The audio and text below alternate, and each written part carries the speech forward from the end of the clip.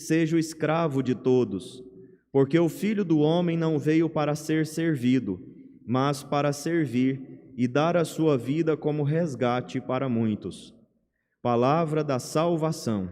Glória a vós, Senhor.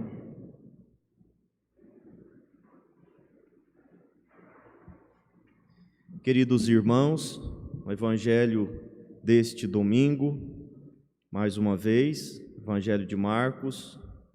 Nós estamos meditando neste ano o Evangelho de Marcos. Jesus recebe aqui um pedido inusitado de Tiago e João, os filhos de Zebedeu.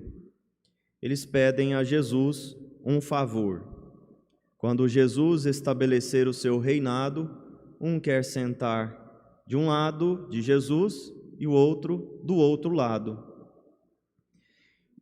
E eu digo que é um pedido inusitado, porque Jesus, antes deste pedido, explicou para eles, revelou para eles que ele deveria sofrer muito, que ele deveria ser entregue nas mãos dos chefes religiosos, que ele deveria morrer e ressuscitar. Então, esse pedido vem desses dois apóstolos, nos mostrando, nos provando que eles não estão entendendo ainda o que Jesus está dizendo, revelando. Eles não estão entendendo ainda qual é a lógica de Jesus, o que ele vai fazer de fato. E notem que esses dois discípulos, juntos com Pedro, são os três apóstolos mais próximos de Jesus.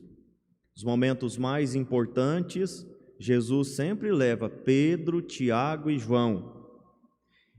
Junto com Pedro, esses dois são os mais polêmicos, os filhos de Zebedeu. Pedro, muito polêmico. Quantas vezes nós já meditamos aqui, sobretudo aquela polêmica em que ele se envolve ali quando Jesus diz, depois de elogiá-lo, porque ele tinha compreendido e declarado a sua fé em Jesus como Filho de Deus, Cristo, Filho do Deus vivo. Jesus elogia Pedro, e depois disso ele diz, quando Jesus fala que vai morrer, ele fala, não, isso não vai acontecer, Deus não vai permitir tal coisa. Jesus chama ele de Satanás. Tinha acabado de tecer um grande elogio e de repente precisa chamar a atenção, precisa xingar Pedro. Sai para longe de mim, Satanás. Você pensa como os homens e não como Deus. E agora esses dois. Jesus não é tão duro com eles como foi com Pedro. Não é tão duro, mas é duro também. Muito duro com esses dois.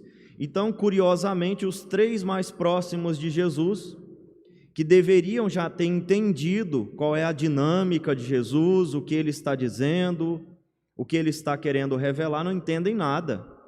Não entendem praticamente nada.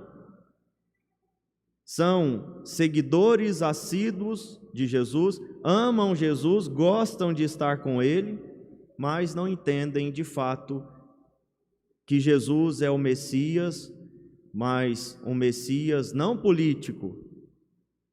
Eles ainda estão com essa compreensão, com essa ideia de que Jesus vai estabelecer um reinado político neste mundo, que ele vai restabelecer, restaurar o reino de Israel, o reino de Israel que foi muito grande na época de Davi e que estava ali agora oprimido pelo Império Romano. Então ele iria restaurar este reino, extirpar os romanos do meio deles, purificar a religião de Israel, tirando todos os estrangeiros, todos aqueles que não tinham fé convicta, verdadeira, pura. Eles esperavam um rei assim, um rei político, bélico. E Jesus vai se revelando dia após dia, desde o seu nascimento. Como ele escolhe nascer? Ele escolhe a pobre serva do Senhor, Maria de Nazaré. Não escolhe lá uma mulher assim, prestigiada no seu tempo, uma mulher que tinha influências. É a pobre serva do Senhor, a escrava do Senhor, a pequenina Maria, que é a grande Maria, grande, mas era grande porque era pequena. Esse paradoxo faz parte da vida dos cristãos. Quanto mais pequeno, ou quanto menor a pessoa é, maior ela é, porque tem mais espaço para Deus, claro.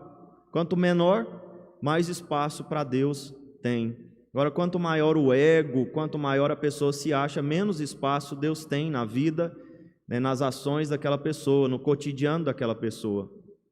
Então Jesus, desde a sua encarnação, escolhe lá Nossa Senhora, uma pequenina mulher, grande em virtudes, em santidade, mas não tinha influência, não tinha nada disso. E nasce lá na manjedoura, no estábulo, é colocado na manjedoura, depois vai lá para Nazaré, trabalhar com seu pai de carpinteiro, fica 30 anos praticamente escondido. Nós temos pouquíssimos relatos da vida de Jesus nesses 30 anos, algumas coisas, maior parte foi no escondimento de Nazaré, junto com José e Maria. Então Jesus escolhe, desde o seu início, coisas simples, coisas pequenas, para mostrar a grandeza de Deus, para mostrar o poder de Deus. Depois escolhe homens que não eram assim muito bem qualificados, né? Poderia ter escolhido os melhores, assim do ponto de vista humano e até mesmo religioso da época, mas escolhe Pedro, Tiago, João, esse povo problemático, né? Que fica aí caminhando com Jesus, não entendem nada, são sem inteligência, como Jesus diz para os discípulos de Emaús: como vocês, né, são lentos para crer no que as Escrituras dizem a respeito do Filho de Deus, do Filho do homem, do Cristo. Tão lentos para crer, sem inteligência, pessoas, né, rudes, esse tipo de gente que o Senhor escolhe. Então ele está mostrando o tempo inteiro uma coisa, mas os discípulos, eles estão vendo outra, porque eles já formaram, né, no coração e na cabeça deles um Deus, eles já construíram um reino de Deus, segundo as suas expectativas, né, segundo os seus também enganos, e nada faz essa gente entender de fato. Jesus está falando uma coisa muito séria: eu vou morrer, eu vou ressuscitar, mas eu vou morrer, eu vou sofrer. E eles: tá bom então, Jesus, então nós queremos um lugar à sua direita e à sua esquerda. Como se não tivessem entendido nada, e realmente não entenderam. Então Jesus questiona esses dois apóstolos: vocês podem beber o cálice que eu vou beber? Sim, podemos. Podem ser batizados no batismo que eu vou ser batizado? Sim, podemos. Provavelmente entendendo que este cálice e esse batismo diz respeito a este reino de Deus aqui, a esse reino de Israel. Podemos, nós vamos enfrentar tudo com o Senhor como nosso general, nosso rei, aquele que vai à frente, nós vamos atrás, a gente enfrenta tudo, pensando aqui neste mundo. E Jesus, que pensa lá na frente, sabe que esse povo vai se converter, sabe que esse povo vai mudar de vida depois, e fala: realmente vocês vão beber do cálice que eu vou beber, realmente vocês vão ser batizados com o batismo que eu vou ser batizado. Os apóstolos foram mártires, foram perseguidos, deram a vida por Jesus, mas não sou eu, não compete a mim escolher quem vai ficar à minha direita e à minha esquerda. A piedade cristã diz que quem está à esquerda e à direita de Jesus é Maria e José, os dois maiores santos, claro, depois de Jesus, não precisa nem dizer isso, mas digo, os maiores santos, Maria e José. Em todo caso, não é ele que escolhe. Então Jesus, ele diz para os apóstolos aquilo que é a essência do cristianismo, aquilo que é a essência de todo cristão, que Jesus demonstra, como eu falei, desde a sua concepção até a sua morte de cruz. A essência do cristianismo, a essência dos cristãos é o serviço, não o prestígio, não a glória deste mundo, é o serviço aos irmãos e irmãs. E melhor dizendo, é o serviço a Deus nos irmãos e nas irmãs. Porque, claro, o cristão, ele serve os irmãos, mas porque ele ama a Deus. Quando nós amamos os nossos irmãos, nós queremos, na verdade, amar a Deus nos irmãos e irmãs. Quando nós servimos aos nossos irmãos, nós queremos, na verdade, servir a Deus nos irmãos e nas nossas irmãs. É Deus que nós servimos, é Deus que nós amamos. Concretamente, nós podemos amar e servir a Deus nos irmãos. A palavra de Deus diz: como você pode dizer que ama a Deus se odeia o seu irmão? Porque Deus você não vê, e o irmão você vê. Você é um mentiroso. É um mentiroso. Então, na verdade, nós amamos a Deus, servimos a Deus concretamente, amando e servindo os irmãos. Mas é sempre Deus o centro de tudo. É sempre Deus a nossa meta, a meta do nosso amor, do nosso serviço. É Deus, é Jesus Cristo. É o próprio Jesus que nós amamos e servimos. Então está aqui a essência do cristianismo, o serviço. E é por isso que depois dessa discussão, porque gera uma discussão muito grande, não é só Tiago e João que estão aqui enganados, os outros também estão. Vocês perceberam que eles, quando escutaram isso, ficaram bravos, começaram a brigar com os dois. Mas começaram a brigar por causa de quê? Porque eles estão errados, não é assim, Jesus está explicando uma coisa, vocês entendem outra? Vocês precisam de conversão? Não, porque eles entendem que Tiago e João estão querendo passar a perna neles. Porque afinal de contas, todo mundo quer um lugar de destaque. Todo mundo, no fim das contas aqui, quer usar a Deus como palco. Todo mundo aqui quer usar a Deus como um trampolim para ser bem-sucedido, para aparecer mais, para ter prestígio. No fim das contas, todos os apóstolos e os discípulos aqui não entenderam nada. Esses não. Nossa Senhora, desde o início, entendeu. Eis aqui a pobre serva do Senhor. O Senhor olhou para a humildade de sua serva. Eis a escrava do Senhor. Então, a linguagem de Nossa Senhora mostra, é claro, ela é santa, mostra que ela entendeu desde o início o seu papel de escrava, de serva, mas os outros não. Eles têm um longo caminho pela frente até entenderem a verdade, até viverem a verdade, até assimilarem isso e viverem. Então não é só o problema de Tiago e João, são eles que tomam aqui a decisão de fazer esse pedido a Jesus. São eles que tomam a frente, mas no fundo todo mundo queria falar a mesma coisa e por isso brigam com eles. Então Jesus aproveita a ocasião para dar um grande ensinamento para eles e para nós. Quem quer ser o grande, seja o pequeno. Quem quer ser o primeiro, seja o escravo. Quem quer ser grande, seja o servo, seja o pequeno, seja aquele que dá a vida. Quem quer ser o primeiro, seja o escravo de todos. Então, a nossa grandeza, a grandeza da nossa vida, nós vamos alcançar em Deus, servindo a Deus, amando a Deus. Quando nós olhamos para os santos da igreja, todos eles, aqueles que mais se destacam no senso dos fiéis, também no senso comum, daqueles que não são fiéis, mas que conhecem as histórias dos santos, desses 2000 anos, aqueles que mais aparecem são aqueles que mais serviram, aqueles que mais amaram a Deus. Todos os santos amaram a Deus, todos, mas alguns amaram mais, muito mais. O exemplo disso é Nossa Senhora e São José, que está aí na frente de todos. Nossa Senhora, depois São José e depois os outros. Mas em todo caso, os maiores são aqueles que amaram e serviram mais.